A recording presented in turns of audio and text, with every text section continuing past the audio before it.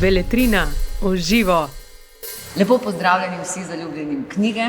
Danes bomo govorili o zelo posebni knjigi, Ledeni teden Pascalja Brucknerja, ampak naj najprej predstavim mojo sogovornico, dr. Svetlano Slapšak, o kateri bi zdaj lahko govorila pol ure, ne pa potem še pol ure o knjigi, ampak naj samo rečem, profesorica, znana eruditka, helenistka, ena vodilnih intelektualk v Sloveniji, pa tudi v regiji in širše, pisateljica, libretistka, kaj se še spomnim, kuharica, skratka, ženska, s katero se bo pogovarjati tudi o tej knjigi, ki se dotika zelo mračnih odnosov med moškim in žensko, čisti užitek, kajti Svetlana, očitno tebi nobena tematika ni tuja oziroma nič človeškega ti ni tuje. V tej knjigi, ki je bom rekla, kar izjemnem prevodu Jaroslava Skrušnja, izšla pri Beletrini.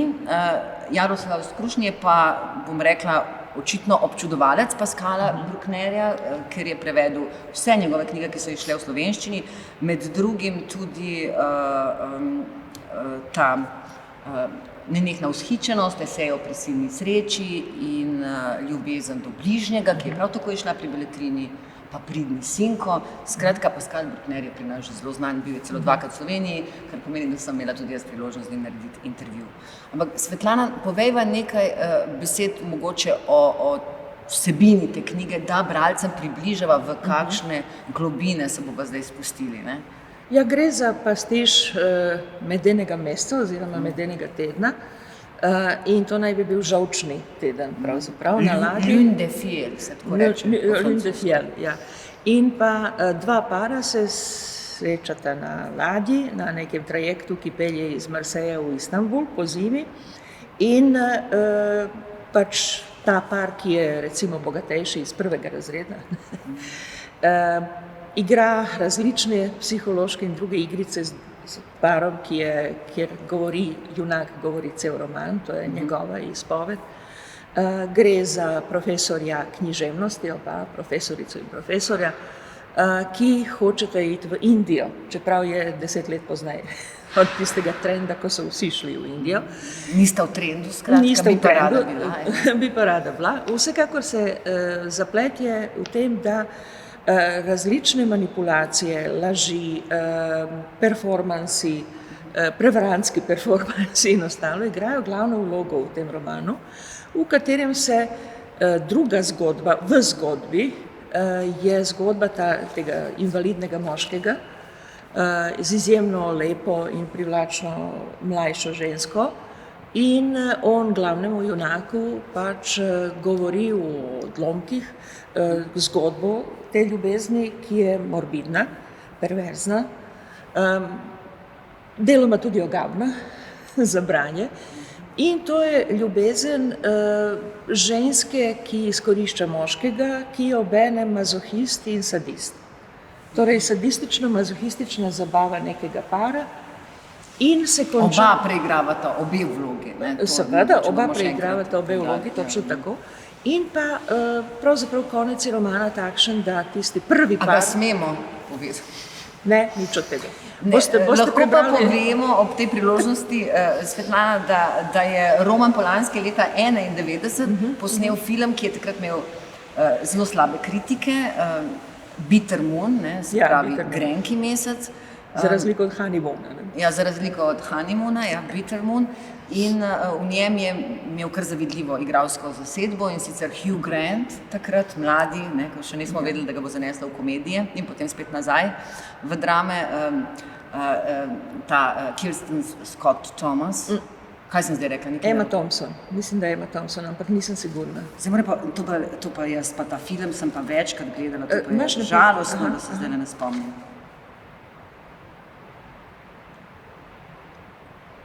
Mislim, da je Scott Thomas.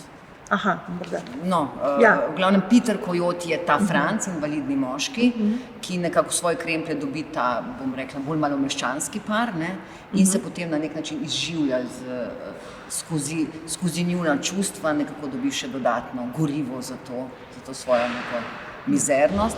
Neke vrste Šeherazada je ta invalidni Franc, ki na vsak način želi razdreti ta par oziroma želi poslušalca. Nekako si ti videla tega človeka, ki je na vsak način želel to svojo zgodbo. In še vedno ne vemo, ali je ta zgodba čisto resnična ali ne. Ne, nikoli ne vemo. Ja. Do konca ne vemo, ali je zgodba.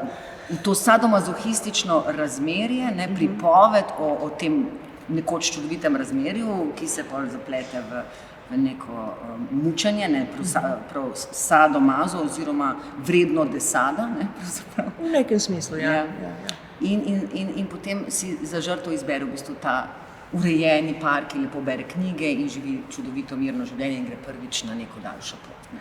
Ja, seveda gre za pravzaprav folklor buržoazije. In pa gre za folkloro usodne ženske, ki naj bi bila zmeraj nekaj drugega. V tem primeru je ona Marokanka ali Tunižanka, imamo problem, ker pisatelj enkrat pravi Tunižanka, drugič Marokanka.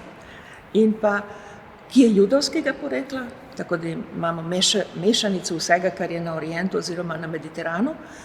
In pa francoskega, dobro umeščenega, bogatega, pravzaprav zmerno bogatega zdravnika, ki najde svoj propad pravzaprav v zvezi z drugo žensko, z drugačno žensko. In to je pravzaprav ideološki model, ki ga pisatelj oblikuje.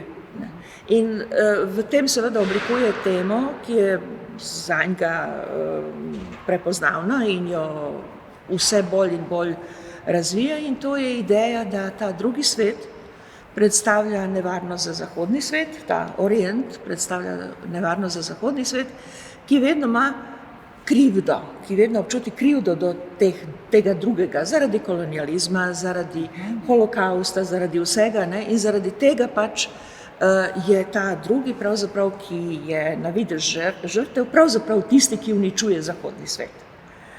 In zanimiva interpretacija in branje. Saj zadnja beseda v romanu je Orient.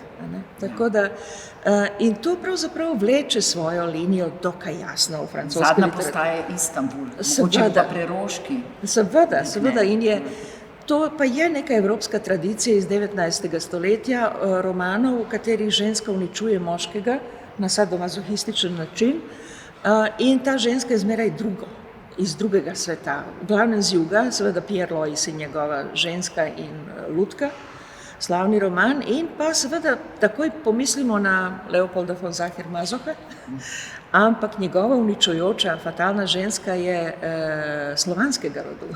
Torej, to je za njega egzotično. Ne? Torej, zmeraj je neka druga ženska, egzotična ženska, ki uničuje srčiko, ne, tega pravzaprav poštenega, naivnega zahodnega intelektualca, ki je obremenjen s svojimi krivdami in zaradi tega se zaleti v take zanke in propade. Torej, to je stara tema. Justin v Aleksandrijskem kvartetu, absolutno si mi odprla oči. Isti problem. Ja, zdaj smo začeli prav z usodno žensko in ta Rebeka, ne, tudi, kot si tudi omenila, tudi njen družbeni sloj ni primeren, ne, temu seveda, ona je frizerka, frizerka in neizobražena. Kaj je s to femme fatale, ne, pravzaprav v naših romanih? Ja, pa Rebeka je tudi judinja, ne, za Brucknerja pa točno vemo, ker je to opisal tudi v svoji knjigi Pridni sinko, da je odraščal ob precej nasilnem očetu, ki je pa kasneje, ne, pokazal svojo antisemitsko plat, ne, zelo močno. In zato se je on družil, bom rekla, z judovskimi intelektualci, toliko bolj, ker je hotel na nek način prerasti, ne, očeta. Ne. In tudi tukaj vidimo to fascinacijo, ki jo jasno pokaže, ne, z judinjo, ne, z Rebeko. Zato, da jo potem lahko ponižuje na najhujše možne načine. Ja, seveda gre za to, da pravzaprav Orient, zakaj je Orient tako nevaren? Zaradi tega, ker je ne samo drugačen, ampak je tako čudovito mešan, da zmeša zahodnega intelektualca. Ni jasnih idej, ni jasnega obnašanja, ni stereotipov, ki so razen tistih kolonialnih stereotipov, iz katerih se ne more izvleči. Tako da imamo situacijo zbeganega moškega, ki svojo intelektualno superiornost nedvomno mora dati na nekakšen izpit čuječnosti in seksa. To so glavni problemi, to sta glavna problema zahodnega moškega. In seveda tukaj pride do vseh tistih zapornic, ki jih ima v zvezi s seksualnostjo, v tem smislu je psihoanaliza dokaj aktualna v romanu iz 80-ih let, kar je sicer nenavadno. Ja. V nekem smislu. In na drugi strani pa ta misterij orienta, če ga hočemo tako definirati, je nekaj poetičnega tudi, ne? Ampak filozof očitno nima nobenega občutka za poezijo.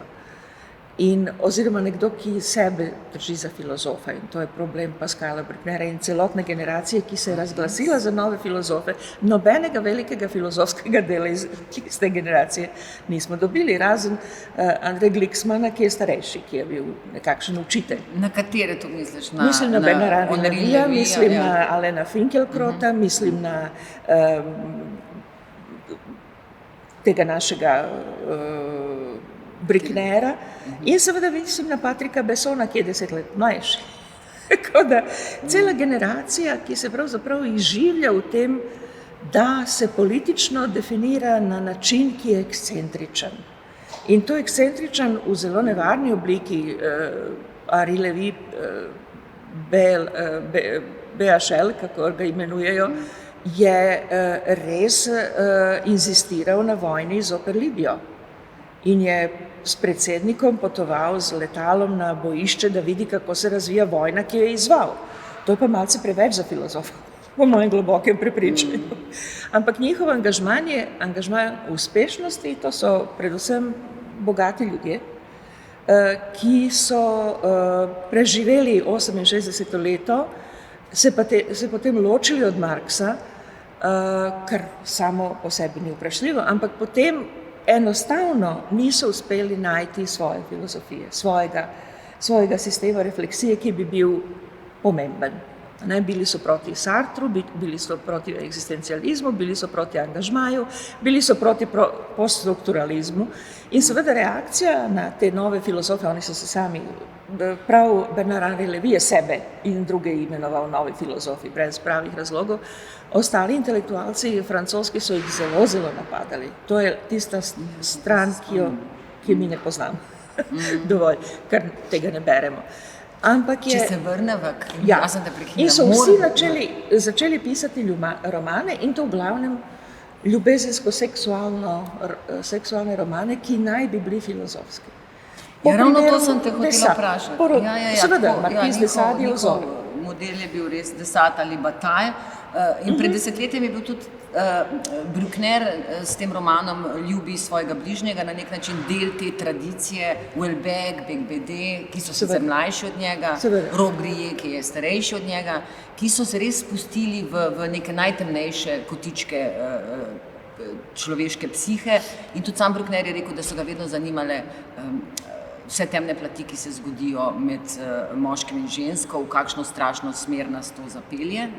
Mene pa zanima, glede na to, da je bil pred desetletjem trend te vrste romana, kjer so se anomalije družbe kazale na telesu protagonistov, kaj nam zdaj govori te vrste roman, kaj nam zdaj govorijo ti romani, ali so bili predhodniki nečesa, so napovedali to pandemijo oziroma to družbo nadzora, v kateri smo se znašli.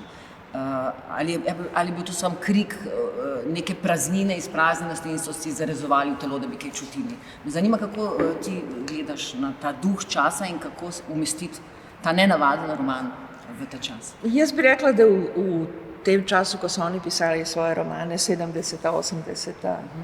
leta, začetek 90. tudi, da je v francoski književnosti bilo veliko bolj zanimivih romanov, ki so bili seksualno izjemno vprašljivi, zanimivi, provokativni. Naprimer Régine Deforge, ki so jo stigmatizirali kot lahko pisateljico, ampak njena serija romanov je prekrasen pastiš ljubezenskih romanov nasploh. In v tem smislu je veliko bolj provokativna kot vsi ti opisi moškega, ker pravzaprav na koncu beremo tega moškega, tega glavnega junaka, ki pove zgodbo, prvo zgodbo, ne drugo. Vidimo kot človeka, ki pri ženskah išče samo dve kvaliteti in to sta pač lepota in mladost. Ostalo ne obstaja. No, tudi nevarnost, Ja, seveda. In ta pa, lik femme fatale, ki mu jo Ki je je ta lepša moški od- na vozičku nekako vsadil Ponuja, v ja. glavo, ponudil na ja, plan. ponuja. In pa ves čas je pravzaprav njegova odločitev pride v trenutku, ko spozna, da je njegova partnerka pravzaprav manj lepa in manj No, mlada. to je obe Ima verjetno celih zmotilo. 30 let, a ni to grozno? Od te zapeljivke, ki je očitno starejša, ampak pravzaprav imamo nek mitološki aspekt vsega. Ona je ves čas mlada, ves čas se prenavlja. Gre skozi ogromno količino bolezni, ki jih on opisuje, ampak je še zmeraj mlada, lepa in zapeljiva. In to je ta orientalni del, ne bi seksualnost bila močnejša na Orientu kot na Zahodu in zaradi tega vsi trpimo. Mene pa zanima, kako si ti videla tudi to žensko, ki najprej se popolnoma, govorimo zdaj o Rebeki, o tej, bom rekla, misteriozni usodni ženski, ki se najprej popolnoma preda nekaj 10 let starejšemu doktorju in nekaj časa živita v zlitju ekstatične ljubezni in potem gresta še dlje, še globlje, dokler ne postane ona njegov krvnik, oziroma najprej ona njegov krvnik, potem začne on postajati njen učitelj, potem še enkrat, potem še enkrat ona povzroči njegovo invalidnost in postane ona njegova krvnica, oziroma učiteljica in tako naprej. Precej srhljivo je to brati, ampak očitno bolečina veže dve osebi ravno tako močno kot ljubezen. To je ena stvar, druga stvar je, kako sploh kje bi našla usporednice kot avtorica antične liturgije z kakšno antično žensko maščevalko? Nikjer. A ni Medeja? Ne, sploh ne. Ne bi te Rebeke povezala z Medejo, ki se hoče maščevati moškemu, ki jo je izdal, ki jo je zapustil? Ne, Medejo lahko beremo v kazenskih tekstih o tem, kakšne pravice ima ženska pri ločitvi. To je osnovno. In seveda položaj ženske. Čeprav je ženska, Medeja je tujka, ampak to ni problematično. Jaz sem mislila, kakšno usporednico sem našla zdaj, Rebeka in Medeja, da bomo tukaj govorili ure in ure. Niti najmanj, ker Rebeka ni mati, oziroma ta gospod doktor je preprečil, da bi bila mati.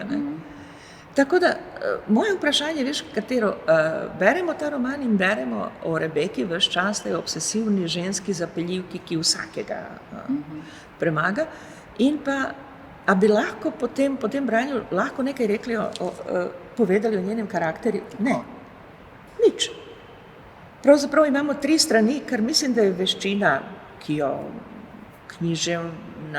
nekdo, ki se pač ukvarja s književnostjo, mora ceniti to, 3 strani opisa njene spodnjega dela njenega hrbta.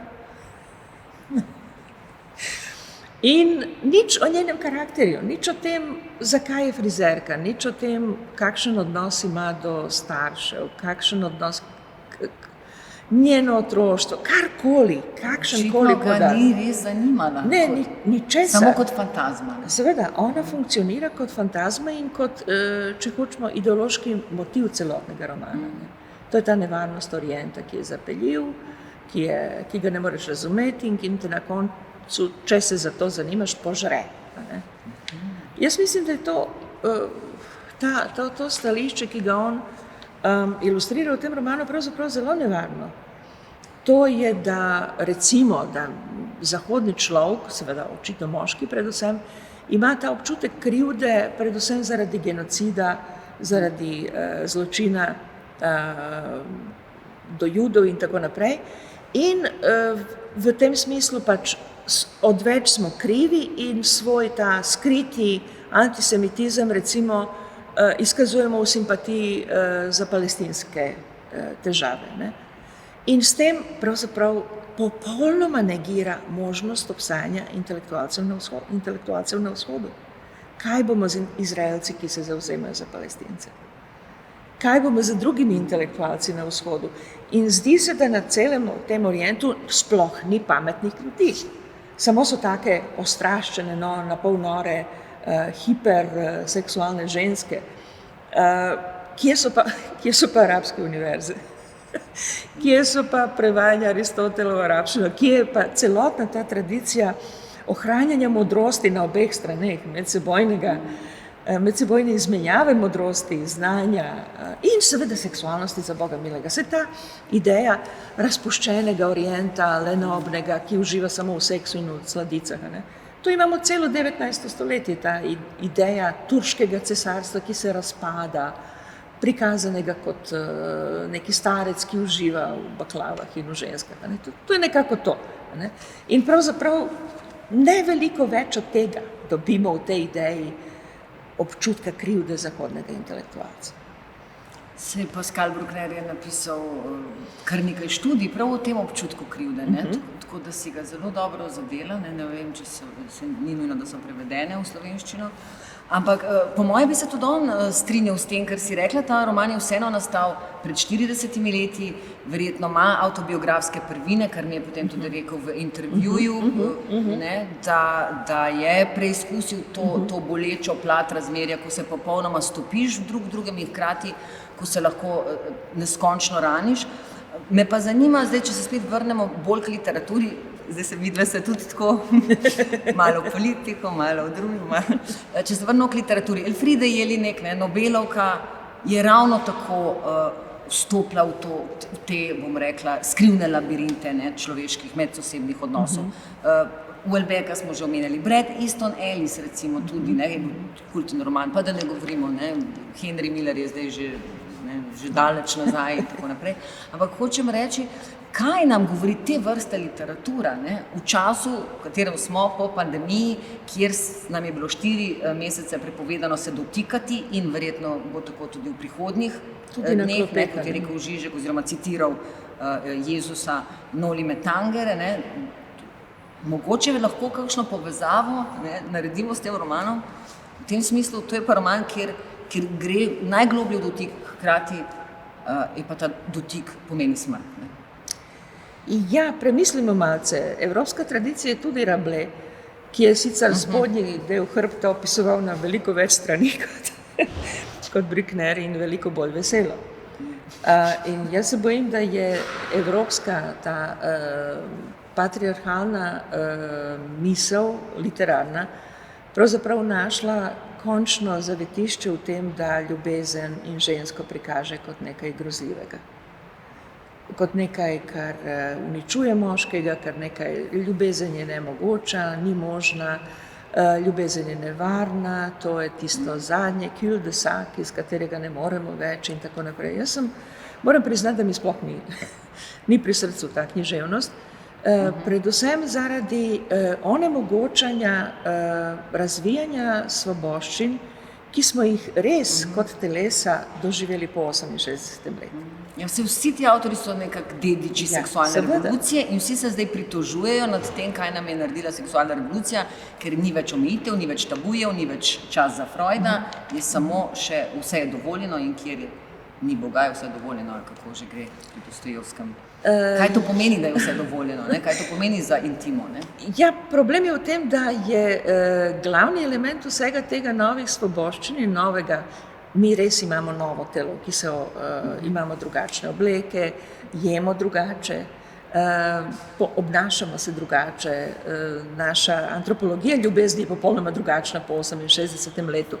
Ampak so pozabili en element, ki je seveda ostal edino v ženski pisavi oziroma pri ženskih avtoricah, in to je užitek. To so pa popolnoma pozabili. Užitek je nesmrten. Ne moreš ga uničiti ne s tabu in ne s Freudom. Torej, opisovanje užitka je postalo nekaj, pravzaprav je postalo tabu.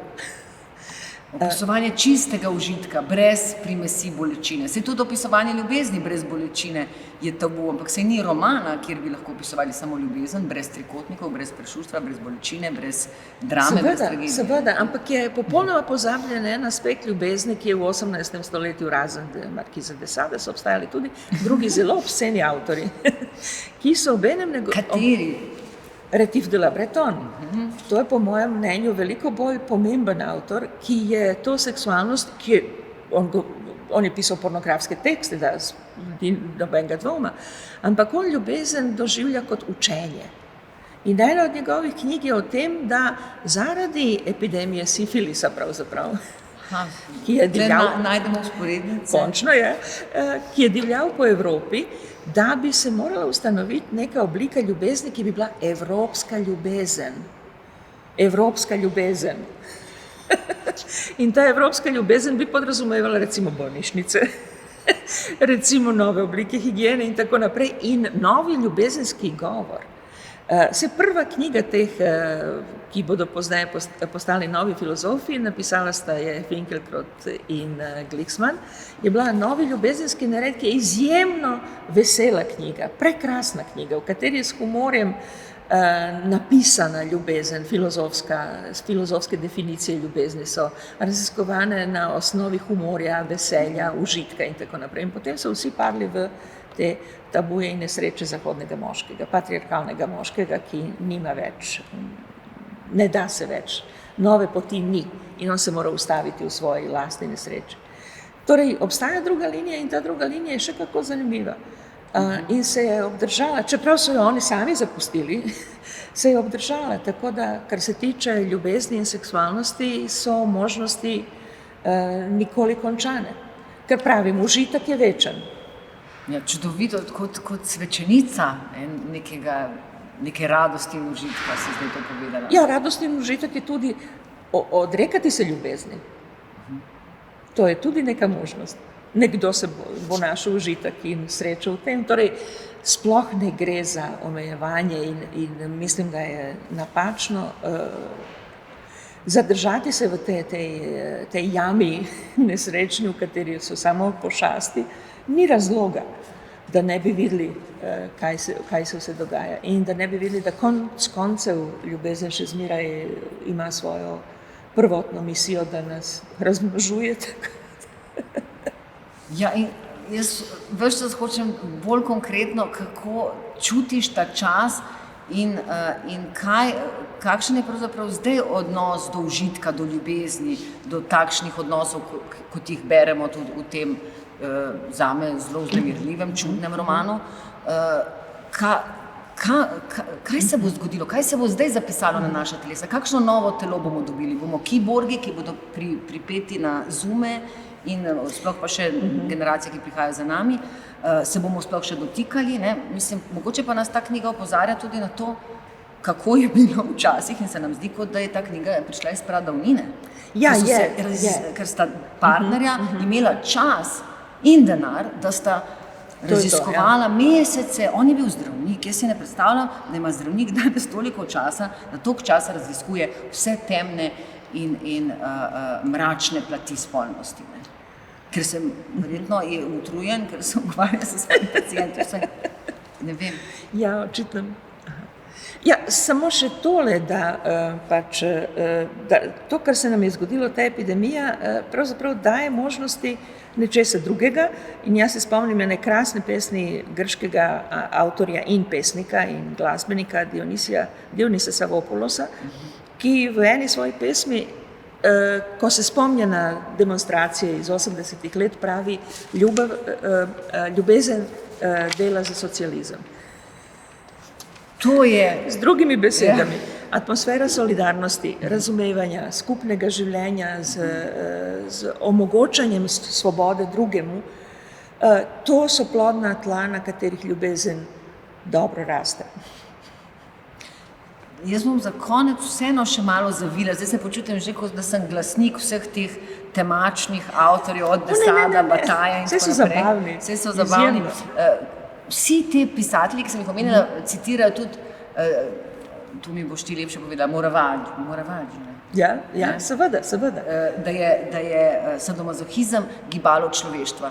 In bolj, ko se nagibam k tej plati, ki si jo prej povedala, ne, da je ljubezen tista, ne, ki nas žene naprej, je hkrati, ko pogledam na svet okrog sebe, se res zdi, ne, da v ekstremnih situacijah se pokaže več tistih, ki postanejo krvniki drugih, ne, kot tisti, ki postanejo junaki. Ja, postane jasno tudi, da zgodovinsko moramo uničiti sadomazohizem kot vir premika.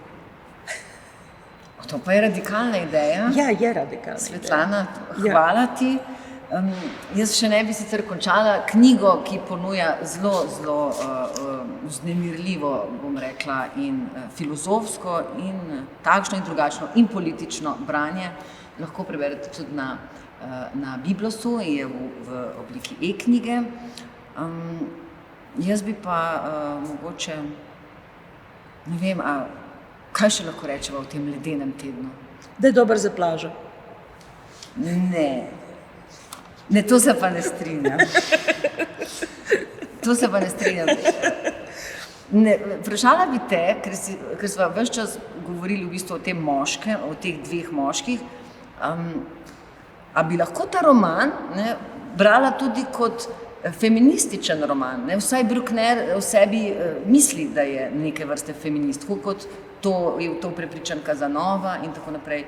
Glede na to, da je pač ta Rebeka prevzela vajeti v svoje roke na najbolj strašen način in postala neke vrste tista ženska, ki je zasukala svojo usodo v svoje roke, na zelo krut način. Ne, nikakor ne. V primerjavi z Jane Eyre, kjer moški ostane brez očesa in roke, pač to se zgodilo z ognjem, ta pohabljenost je posledica ognja, tako kot v primeru Rebeke. Ne bi nikako to brala kot feministični roman, razen če se bere v feministični družbi, v družbi žensk in se vse pač zelo dobro zabavajo. Dobro, upam, da se boste dobro zabavali, tako moški in ženske. In hvala, Svetlana, za ta nenavaden pogled in nenavadno branje te knjige, ki se jo jaz spomnim, da je bila kultna knjiga v 80-ih, kultni film v 90-ih in zdaj si mogoče deloma tudi razblinila ta mit. Nujno jo je treba še enkrat prebrati. Hvala vam, da ste me poslušali. Hvala. Se vidimo. Beletrina v živo.